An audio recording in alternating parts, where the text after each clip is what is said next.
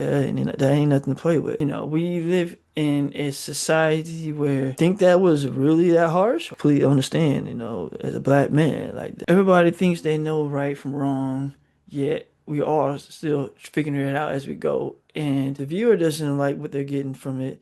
Brands are no different from people when it comes down to them making mistakes, what the viewer is getting out of it as opposed to what you are getting out of it. Because today we're jumping straight on into it with a special topic that everybody can benefit from. And you're not going to like what you're getting from it.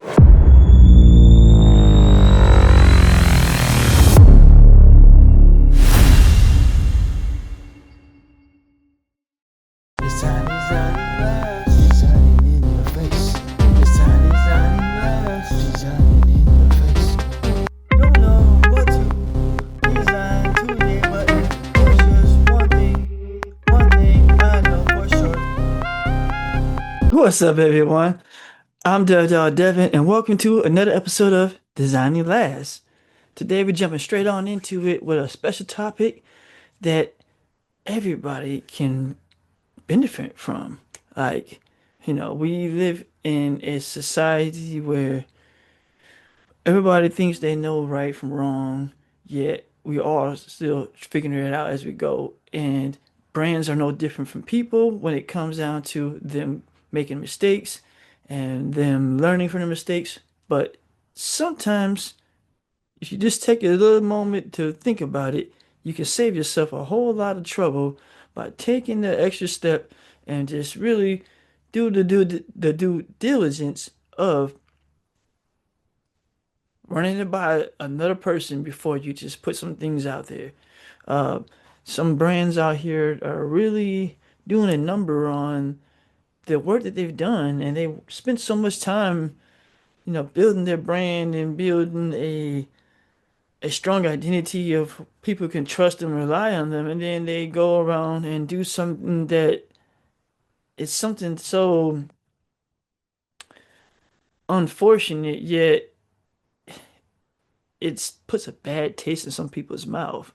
I don't want to be loose with how I'm talking. I want it to be very direct and clear by letting you all know that on today's episode of the podcast, man, we're going to really, show you some examples of when some companies get it right and when some companies get it wrong when it comes down to cultural appropriations versus uh, cultural appreciation. There's a big difference. Like cultural appropriation, just for those who don't know, you know, literally is when when people try to take from another culture, but they don't really do the due diligence to understand of how it can impact their culture as far as how other people can perceive them if they don't do it in the right taste.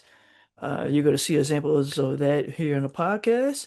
And then we're also going to show you examples of when you do appropriate and you do the research and you consider the overall outcome of what's going on as opposed to just, going for the low hanging fruit or going for your just whatever your objective is and not really thinking about is this the best way to go about it.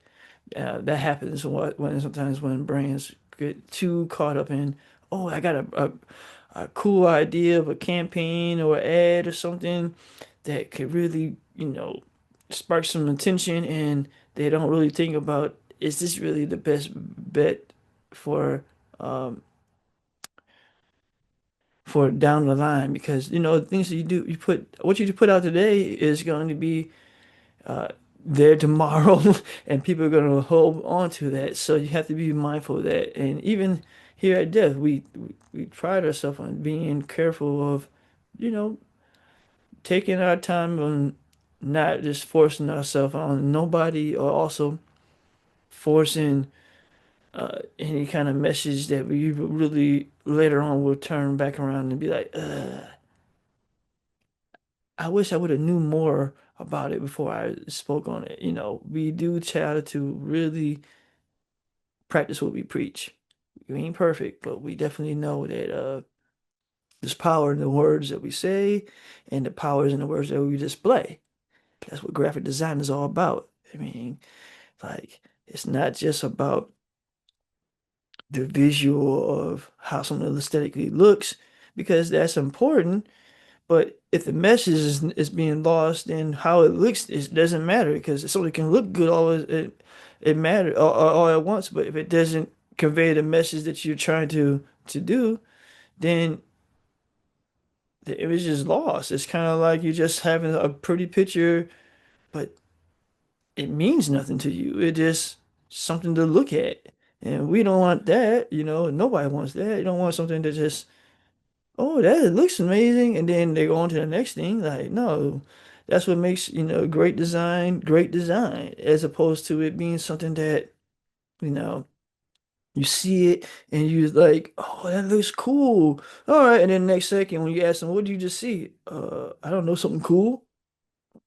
What is that? Like, you want to always think about the final, um, what's the best way I could say this? You always want to look at it as what the viewer is getting out of it, as opposed to what you are getting out of it. Because if the viewer doesn't like what they're getting from it, then you're not gonna like what you're getting from it. So let's break this down and then go further into, today's topic by first and foremost giving a shout out to everybody who's watching, y'all, man. Thank y'all for tuning in for another episode of the podcast. You know, this episode is special for those who are colleagues, friends, and anyone else who's like-minded as far as from all over the world. Like, it has no limits. This episode is literally for those across the sea and those still here in the US. Like, shout out to all of our friends overseas when it comes to followers of the podcast. Hopefully you all could be encouraged to come onto the podcast. I know there's a time frame, what do you call it, a difference, but we'll make it work if you are willing to put your 2 cents in on today's episode of the podcast or future episodes, because this is a global thing. This is not just for your local, artists or your local uh, viewer or casual viewers. Like, this is for everybody, like, literally. All right. With that said, there's an ad I want to show with you guys coming up right now, where it's a little bit of an older ad, and it was like a campaign that they did for a well-known brand, a fashion brand, and it's supposed to be something of like humorous, I guess. That's what they thought. However, it was not received the same, and there was a lot of backlash because of the cultural aspect of it that they did not take into consideration. And it was a little distasteful on their part, and it not only affected their brand, but it affected other brands as well within the campaign, because there was other brands of a part of it, and there were other people who aren't part of the brand, like the models and things like that, actors who were part of the campaign, who were who got a bad rap just for being associated with it. And it's not fair on them, and it's unfortunate because 3 years later, as you'll see, there was articles later that turns around and talks about these in particular people who are still involved with it are still seeing the backlash from it and how it's impacted their careers, not their jobs, their careers. So just being mindful that you all, like, we have fun, and we like pushing the boundaries when it comes down to, what we can do, what we won't do. However, though, just be mindful that, man, I got your message loud and clear, bro. What are those you're wearing though? Come on, man. Can't have you out here looking like that, bro. Seriously, like, what are you wearing? Don't even worry about it. I'm glad you came to the merchandise shop. Don't even answer that question. Hey, by the way, what size do you wear? Okay. Well, hey, in order to be part of this crew, man, like, you gotta be a man of multiple different hats. Not everybody can wear these. Well, I guess you can. I lied. Anybody can wear it. Literally. Especially if you just go onto our website. Our website. That's, man, I ain't gonna spell it out for you. It's down below. It doesn't work for every brand, and there's a time and place for everything. Let's get into it. Let's go ahead and share with you all the screen so you all can see the ad for yourself. All right, so here's the ad. I'm going to start it from the beginning, and we're going to go ahead and watch it for yourself so you can see. Now, there is some commentary from the people themselves saying it, and I'll leave it on there for you, but just so you guys know, like, you can do your research and you can see online that yes, it really was a real thing where they really did get some real big backlash. And I don't mean just a number of people, just, angry customers or saying people are just gonna buy boycott because, you know, they felt strongly about the government, the actual government got behind this. So this is something you guys should take note. All right, let's play it. It was meant to be a tongue-in-cheek advertising campaign, a series of videos showing a Chinese model eating Italian foods like pizza and pasta with chopsticks. Or very small. But it didn't take long before the brand behind it, Italian luxury house Dolce& Gabbana, faced accusations of racism. Within hours, the hashtag boycott Dolce was trending on Chinese social media site Weibo, with many users accusing the company of, quote, trivializing China's centuries-old culture. The backlash further intensified after screenshots of messages sent from co-founder Stefano Gabbana leaked on the platform. They appeared to show Gabbana referring to China with crude terms and emoji while defending the video campaign. Dolce & Gabbana has now apologized, saying its account and that of its co-founder were hacked. We are very sorry for any distress caused by these unauthorized posts. We have nothing but respect for China and the people of China. Amidst the backlash, the brand had to cancel a fashion show scheduled on Wednesday night. This after several models said they would not attend. It's not the first time Dolce & Gabbana has been accused of racism towards China. Last year, it published a campaign on Weibo depicting Beijing as an underdeveloped city. The post was later deleted after complaints from local officials. What? I make any changes without an admin approval.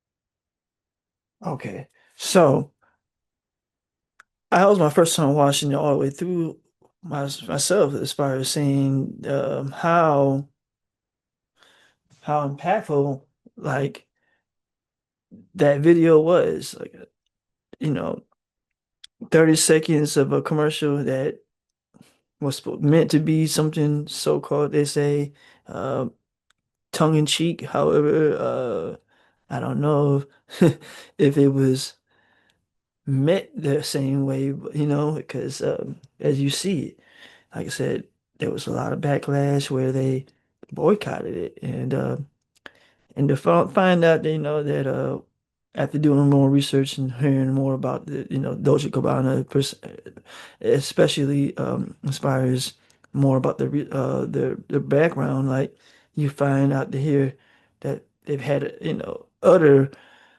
accusations of racism, and it's kind of like so unfortunate because, like you just never know the brands that sometimes that you think that you really say you support. And when you do, you know, you have to you have to stay intact with them, like in order to be able to know of how they think and why they think the way they think and what they're going to do going forward to change those things. Because sometimes some things can be changed. Like I'm not saying that you know, us us pulling away from them is going to say that they're going to change their ways now because they possibly hurt. I hope that they learn their lesson. I definitely do, really do. Because that's nobody wants to feel like you're poking fun at them, and especially as a culture, like I completely understand, as a black man, like that ain't nothing to play with. So, hey, man, but leave it in the comments, you guys. Like, do you guys think that was really that harsh? I personally understand where they come from, and I wouldn't stand up for somebody making fun of my culture like that, so I can understand. Um, but you know what? On a lighter note, y'all. Let me give you an example though of something that would work when it comes down to cultural appropriation and a better example when it can be done right. So I had the privilege, oh, I can't even speak today, y'all. Forgive me. I had the privilege of designing a flyer years ago for a event in Chicago at the Merchandise Mart. Um, and the event is a antiques fair. Now, just giving you a little backstory behind the antiques fair. It's something that goes on annually, and I'm not sure if they're still doing it now with everything with the pandemic that's happened and everything else that's been going on. I haven't been staying up on, what's been going on with it, but I, at one point in time, was familiar and was and like I said, I've been to it, but I've seen it as far as in passing, so I know of it. It's not like something that I just, you know, just found online or somebody told me about it and I designed something. No, this is something that at one point in time that I was hands-on with, and I, like I said, had the privilege of designing a flyer for her. And the reason why this is a perfect example of like when it comes down to a proper cultural is because here in the United States, antiques fairs are a culture of their all of their own, like, and it has nothing to do with your ethnicity or anything like that. It has to do with just this country is founded on like a lot of history and culturally, when it comes down to antiques and things like that, like those things are still being valued to this day because they hold value from generation to generation. Like there's even personal things I have on my own that have been passed down to me from family members, as far as antiques that have some sentimental value. And then there's others that are like just knowing the nostalgia or knowing from where things were before to seeing how they are today, it's important to have that history and having that knowledge and having that connection with it. Like, and being able to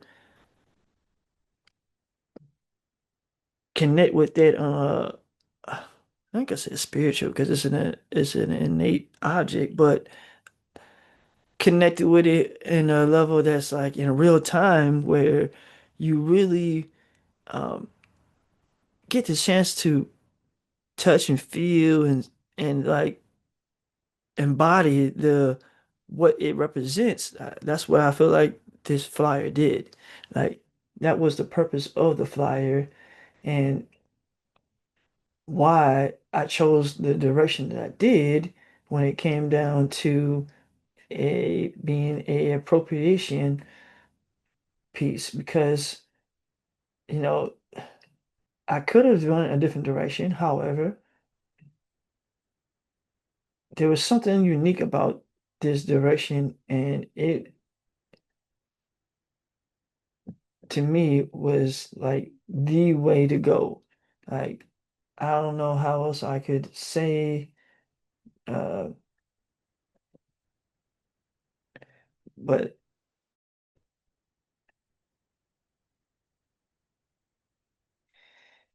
with the antiques fair, man, it was something. It was a humbling experience designing something that was so detailed yet so fun and freeing, being able to take something that was already established and finding a link that tied it all together. So I did so with this, Altoids packaging to be able to frame the whole event all together using, like the genie, and the whole line work, the crispness of the the motifs and the layout of the whole flyer itself. Very clean and very straightforward. Like I'm not gonna say it's minimalist because uh there's more to it than just a picture and some words. So I wouldn't just say it's minimalist, but it definitely has a very polished, sophisticated look that accents and and complements the antiques fair as a whole as far as what they represent and what they embody at the antiques fair. So using the imagery, the color palette, and the placement of where things are at, I feel like I was able to appropriately communicate and send a message when it comes down to cultural appropriation. And because I was able to really, I think um, articulate that in a way that was unique and hadn't seen anything like this in a while. So, what do you guys think? Maybe I might be babbling a little bit more on, and you guys might be thinking I might put a little bit more onto it, but I think the proof is in the pudding that you guys can see for yourself that when it comes down to cultural appropriation, like there's no so-called guidelines or no track record that says if you got to do this X, Y, and Z in order to be successful in doing this type of work because each client is always different, each project is different, and each challenge is different.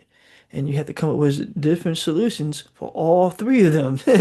And sometimes multiple of them for the one in particular client or project. Like, so keep that in mind. Um, I think this is a good place to be able to stop sharing that with you all because, I think you guys get the picture of what's going on as far as the antiques fair poster goes. However, like, I can't express enough how important it is to get it right when it comes down to conveying your message.